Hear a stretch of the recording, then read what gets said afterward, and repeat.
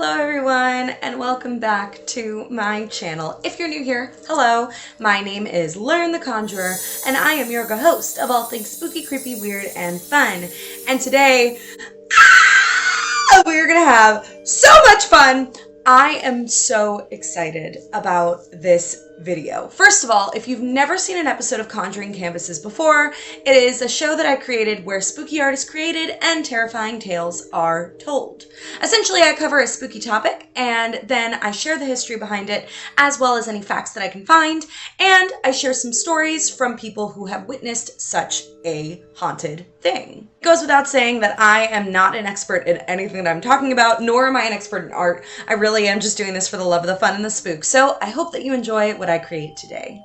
So before I give away what we're obviously talking about and painting about today, I must address my current outfit situation. In every episode of Conjuring Canvases, I try to dress as either the entity or basically to the theme of whatever we're painting. Because of that, I have dressed for the occasion, wearing a hospital gown as well as some other rinky-dink objects to make me look a little sickly and a little glam. Because this episode covers a topic that I absolutely love and adore and cannot wait to visit. This episode of Conjuring Canvases is all about the Waverly Hills Sanatorium. Now we'll get into all of the fun and all of the spooky facts behind Waverly Hill, but you're probably wondering, Learn, where did you get that hospital gown and this strange thing attached to your arm? Why do you look like you're in the hospital? Aren't you here with me? Anyways, you can already tell that I've started with the outline of the painting. For those of you that do know what Waverly Hills Sanatorium is, you'll know that it's a humongous, dilapidated old hospital. But one of the biggest things that we all know that have been researching into the topic is that they do have a certain placard that represents their hospital. So I found a photo and I thought it was perfectly spooky and I decided I wanted to paint that, but I'm gonna add a little twist at the end that plays into what kind of hospital this was, but I won't give it all away just yet. Before we get into this video, I would like to do a formal trigger warning. The subject matter that we're about to delve into deals with death, suicide, as well as hospitals and disease and sickness.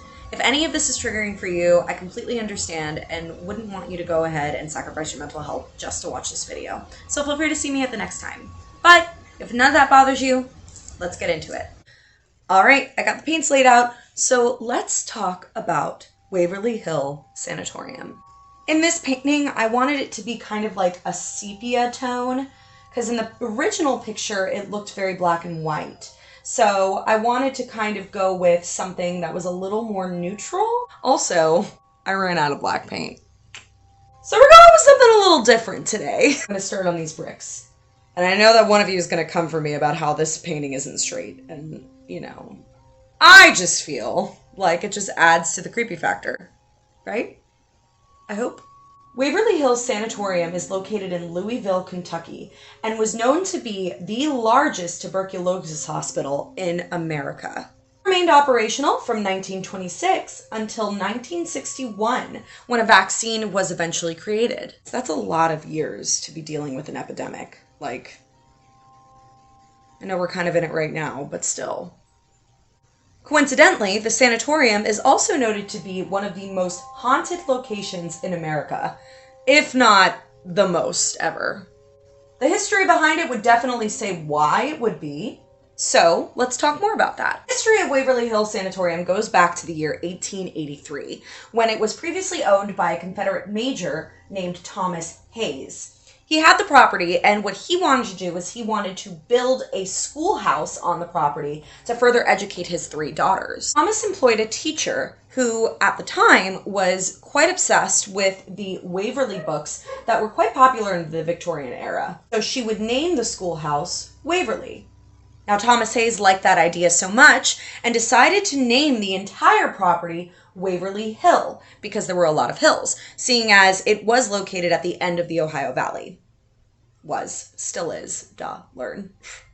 In 1907, the Board of Tuberculosis, which was actually a thing, decided to scout out Waverly Hill and thought that it would be a great place to build a tuberculosis hospital. Now, Louisville tends to have warm and wet weather, so of course, the epidemic of tuberculosis was quite rampant within that town. Let's get into what tuberculosis actually is. This is still something that people can get sick with to this day, but the thing is that it's really an infection of the lung.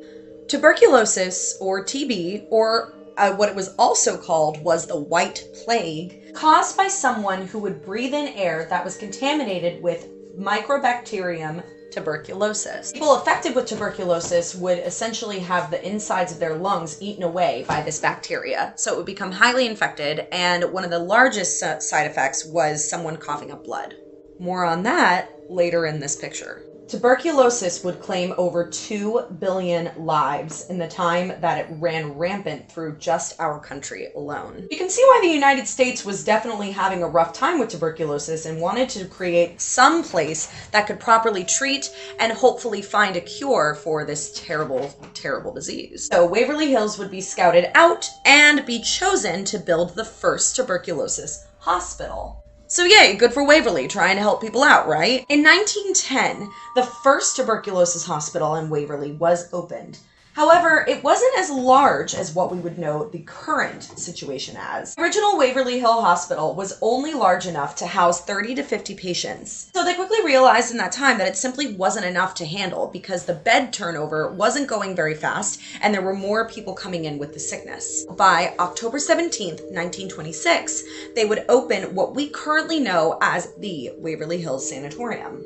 Waverly would see quite a few patients, and because of that, would also see quite a few deaths. It is estimated by hospital reports that over 11,000 people died within Waverly Hills walls. Pretty scary, am I right? Well, here's what's even scarier. There are quite a few researchers that disagree with that number. A few people would actually argue that up to 63,000 people would have died during the epidemic inside the hospital. The original investors who would build Waverly Hills Sanatorium thought that building it on top of a hill would be great for the patients because of all the fresh air that would come in through the windows, but it also served as a primary way to establish quarantine. I know, trigger word. Because Waverly established themselves as a formal quarantine spot, they had to become very self-sufficient. All of these doctors and nurses would not leave the property. They lived there. It was their home. So if it's your home and you're kind of out in the middle of nowhere anyway, you have to become self-sufficient. Waverly grew their own food. They raised their own animals and they even had their own post office. The sad reality is, for many of the people that lived within the walls of Waverly Hills Sanatorium, it was their home, but it would also be the last home they would ever see. So it's really no wonder why a lot of people believe that Waverly Hills Sanatorium is haunted. Waverly was initially supposed to be a treatment center for TB. So naturally, with treatments of the earlier 1900s, quite a bit of it was very suspicious and would not be considered by medical professionals to this day. Like what, you may ask? Well, they would do all sorts of things to try to alleviate the pain of their patients.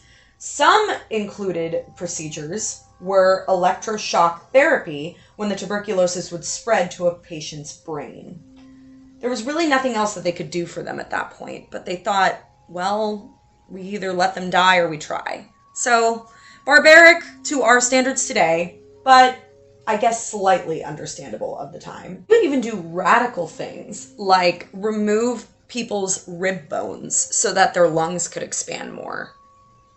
Wild, I know. Okay, so my detailing of the bricks is taking a lot longer than I originally anticipated, so I'm going to be right back in just a moment with completed bricks! I kind of milked a lot of this, so I hope it looks good on your screen, and I'm really happy with it, but let's continue on. Death and disease was pretty common, as I'm sure you can imagine, within Waverly's walls. So people were actually dying at one rate at every hour. The amount of deaths that were being seen so frequently within Waverly, they obviously had to deal with taking out the deceased bodies, but they wanted to do it in a discreet way as to not upset the patients, obviously. So they thought, how can we do this when there's so many people dying all at once? Well, their solution was to create something called the body chute. Yes, you heard me right. The body chute. The body chute was located on the outskirts of the actual hospital. It was there to take bodies that had already been taken from the rooms in the hospital, and they were basically shot down this tunnel. The tunnel is 500 feet long. It has stairs on one side and then a ramp on the other so that someone can go ahead and carry the body down. The end of the actual tunnel is, of course, a morgue to handle all of the dead. After the vaccine was created and Waverly's closure in 1961, it became a geriatric ward for older people so that they could have proper care. Unfortunately, that proper care did not come because by 1980, it was shut down due to medical malpractice suits. Waverly remained abandoned for quite a bit of time. At first, it was only 3 years, and then an investor came wanting to create things like apartments, condos, even a super church, as well as the largest and tallest Jesus statue in the world. Sadly, all of these things fell through either due to funding or zoning. Now, I do know that the community was upset in particular because at one point, one investor came in and wanted to create a high security prison out of Waverly. So obviously the town was not very happy about that. So that idea got shut down pretty quickly. Waverly would remain abandoned for a number of more years until its current owners, Tina and Charlie Mattingly, would purchase the property. Their dream was to create a bed and breakfast situation and kind of like a museum so that people can come in, really see the actual sanatorium, and hopefully take in the history of the property. A great dream. However, the amount of money that would be needed to fix up Waverly to make it anywhere near functional is pretty steep.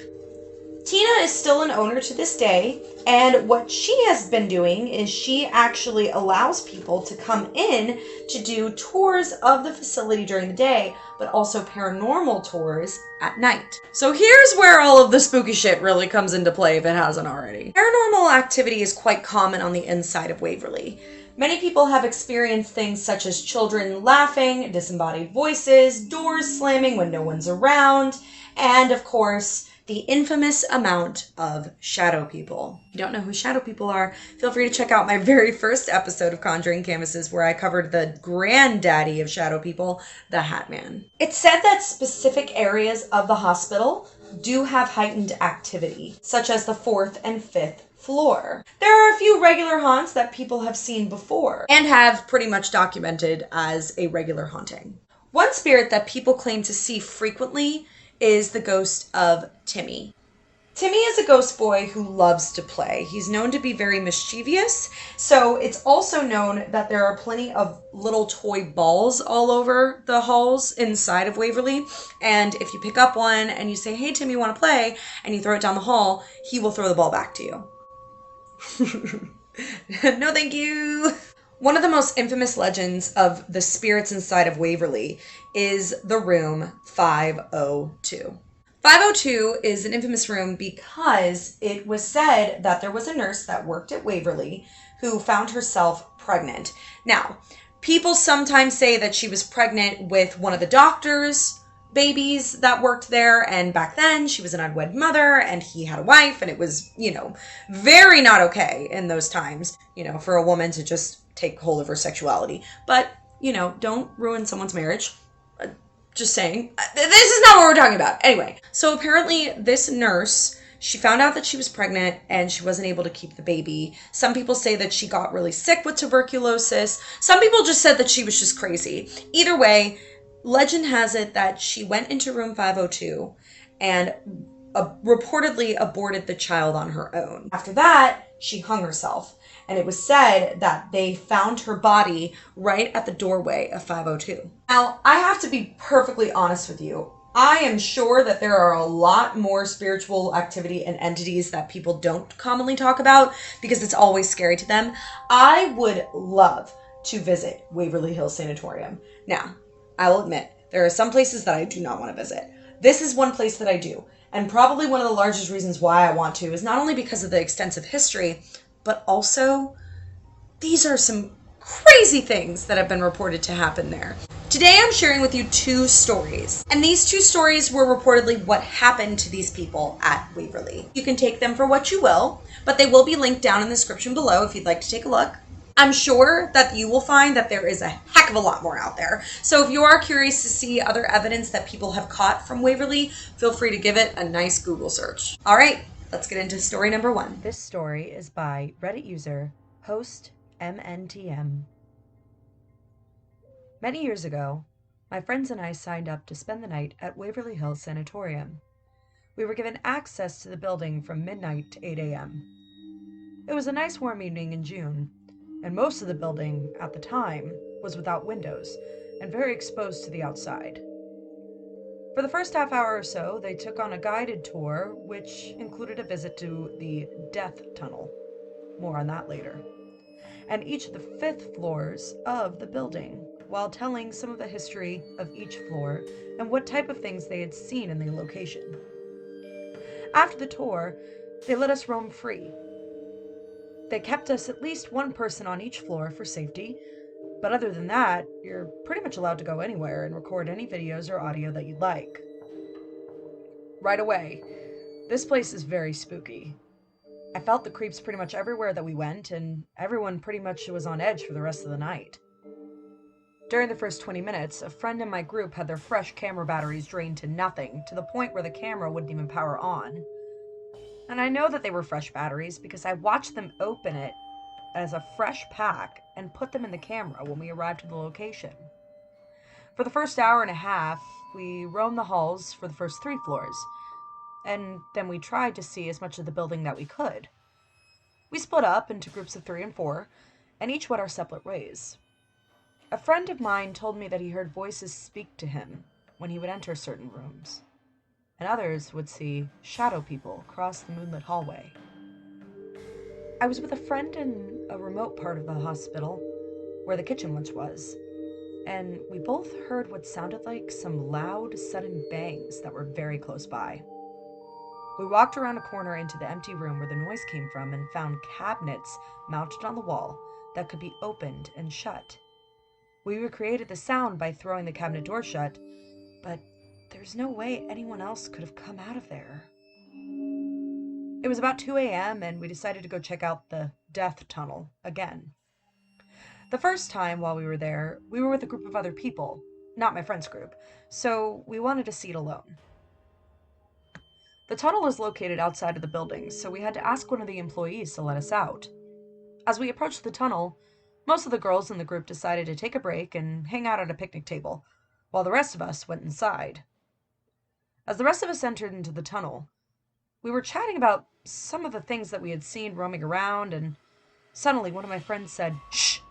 Quiet!" We each went silent, and as we listened, we could hear what sounded like a conversation coming from the bottom of the tunnel. Each of us heard the same thing, and it sounded like 2 or more people talking, and we could hear the echo of the chatter coming up from the other side of the tunnel. While we couldn't make out what they were saying, it was clear that it was at least 2 people talking. One voice would speak for a moment, and then a different voice would reply. It was so loud that our first thought was that maybe another group of people had the same ideas as us, and they just came to visit the tunnel again. We were kind of disappointed because we wanted to see this place on our own, and now we had to wait for this other group to make their way out. And as we walked over to the point where the tunnel began to decline, we expected to see the shine of flashlights in the distance. But we found nothing. No lights, no people.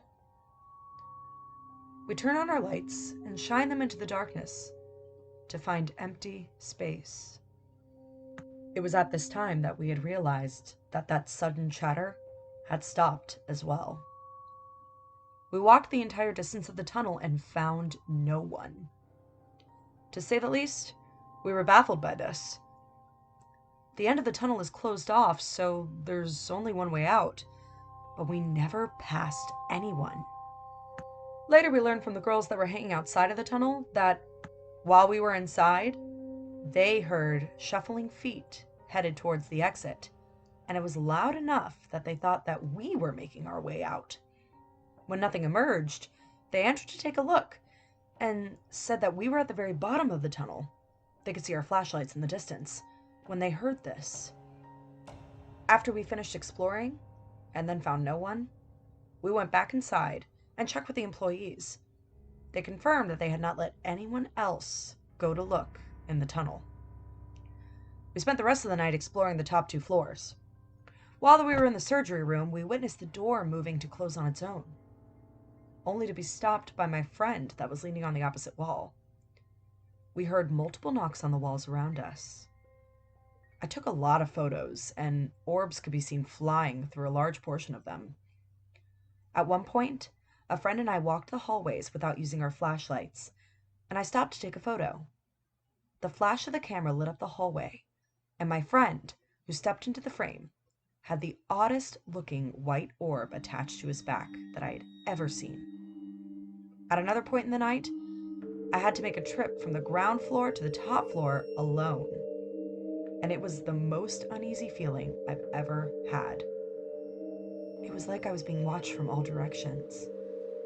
And while I may not have any real evidence in that moment, it was the most creeped out I've ever been alone. Okay, so I went in and I did some more detail around the headstone, and I'm really into it. I really like this sepia kind of a feel. I hope that's coming through to you on the screen, but I really love it. Great first story.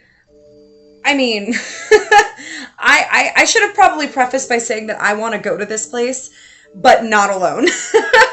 Like if I could have just like 20 people with me, and I mean 20 people everywhere we go in the room. Like I don't want to be by myself at all. I still want to go. I know, I'm demented. Okay, so if you remember before, I was talking about how I'm going to incorporate some blood into my painting. And of course, because tuberculosis, one of the common symptoms was coughing up blood, what I want to do is I want to attempt to spackle blood all over this to make it almost look like somebody coughed all over it. I know, gross. I know, I'm a little triggering right now, but I think it makes it more creepy. Okay, let's go into our final story. This story is by Reddit user Kome Rav. A couple of friends of mine and myself decided to go to the notoriously haunted Waverly Hills Sanatorium about a year and a half ago. I'm a paranormal enthusiast and I love ghost hunting. We didn't bring a camera or even a recorder because we thought we wanted to experience the sanatorium for what it really was, not as a tourist attraction. Anyway, my friends and I were walking through the sanatorium level by level. We were told the nurse died on the 4th floor, and some people say that they've seen her apparition. While we were on the 1st level, we really didn't get anything, although we heard some loud banging sounds, but they were coming from the level above us, and we knew for certain that we were the only ones there at the time. We still couldn't explain the noise. We decided to stay as a group since 2 of my friends are completely scaredy cats. Literally, even at amusement haunted houses, scares the hell out of them. Anyway, we got to the 2nd level, and as soon as we got up there, we heard the banging again at the other end of the hall. And as we go to check it out, it continues, and then the banging stops abruptly. We checked some of the rooms, but most of them were empty. But some did have gurneys. As we reached the end of the hall, we entered a room with 2 gurneys, a chair, and a bedside table, the ones with the wheels that used to assist patients in eating. It was flipped over along with the chair, since, it could have been the source of the banging, but the room didn't look like anyone had entered or had even been in the room to begin with. We then decided to go to the 3rd floor, but no activity. It wasn't until we reached the 4th floor that we ended up getting some crazy stuff. The first thing we heard was an audible crying sound from what possibly could have been a small girl. As we traveled the hall, we checked the rooms, but no signs of people or ghosts. About halfway down the hallway, we heard the shrilling screaming. But it wasn't a scream out of pain, it was one out of pure horror. Or at least that's how I could describe it, because There's really no way else to describe it. The creepy thing is, it didn't come from one direction. It sounded like it was coming from everywhere. Above, around, and below. My friend Justin and I looked at each other, and we both love this stuff, so we were more intrigued than scared, but my other friend Ryan said that he wanted to leave. But I assured him that everything was fine and nothing was going to happen. I was wrong to say that, because coincidentally after I said that, Kevin, the fourth in our group, said he heard someone telling us to leave now. I didn't take this for true, because the rest of us didn't hear it. It wasn't until a few minutes later that we decided to bolt it out of there after hearing a male, low voice, a little above a whisper, that sounded utterly terrifying because it sounded like it was threatening us. All it said was, "Run." But he said it menacingly, like he wanted us to run so that he could chase after us for fun. It was at that point that we all noped the hell out of there. We haven't been back since, but I hope to go back with equipment and see what I can capture. Hopefully I'll do this soon and upload my findings here. Again, safety in numbers. You know, another thing is that some people say that the reason why there's a lot of activity there is because the spirits only believe it to be their home because it was their home for a long time. So there's all sorts of different types of activity that are around in Waverly. Overall, I mean, what an interesting topic, right? And what a creepy looking place. And yet it's so alluring. I don't know what it is. I know I'm strange and misunderstood, but that's how I feel about it. All right, ghosties and ghoulies, this is it. This is my completed, coughed all upon with tuberculosis Waverly Hills Sanatorium painting. I hope that you enjoyed my video, and I hope that you learned a little bit today about the infamous tuberculosis hospital. If you like this video, feel free to give it a thumbs up, and please comment down below and tell me what you thought. For more spooky, fun content, please consider subscribing. And with that, ghosties and ghoulies, remember the rules of Conjuring. Never play alone, never play in a graveyard, and always say goodbye. Goodbye, ghosties and ghoulies.